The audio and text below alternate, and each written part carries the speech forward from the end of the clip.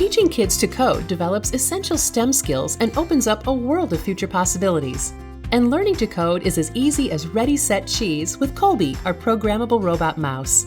Simply pick an activity card and recreate the featured maze. Once it's built, use the coding cards to plot a step-by-step path for Colby to find the cheese. Each card features a direction or step, such as forward or reverse, to program into Colby. Next, enter the sequence of steps using the color-coded buttons. Press the green Start button and watch Colby race to find the cheese. If he doesn't quite make it, simply add the needed steps, reposition Colby, and press the green button to start again. Colby automatically lights up and squeaks when he reaches the cheese. Program additional special effects using the flash symbol card and red button.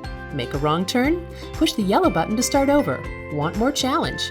Don't use the coding cards or try building your own maze. Watch students problem solve as they construct their own variety of mazes. The possibilities are endless since Colby can be programmed up to 40 steps and features 2 speeds for either tabletop or floor. Race one at a time to see who can reach the cheese in the fewest steps possible, or add a second mouse sold separately for more learning fun.